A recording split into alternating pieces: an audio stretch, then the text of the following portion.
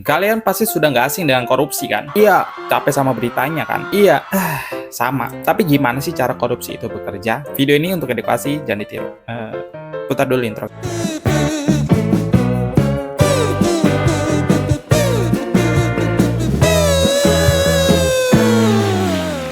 Ya, misalnya gini. Ada proyek bikin jalan raya. Anggaran resminya harusnya 100 juta. Tapi ketika angka itu masuk ke laporan, tiba-tiba berubah jadi 150 juta.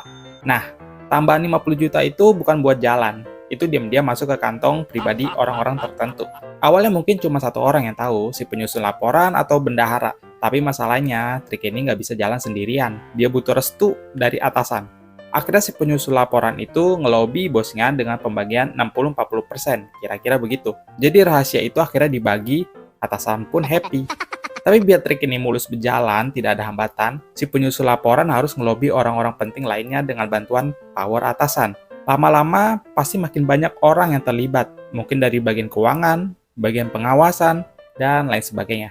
Akhirnya apa yang terjadi? Semua orang jadi punya kepentingan untuk tutup mata, tutup mulut, tutup usia. Dan inilah awal lingkaran setan itu terbentuk. Kalau ada satu orang yang mau jujur, dia justru jadi aneh sendiri, bisa dikucilkan, dipindahkan, bahkan ditekan biar diam.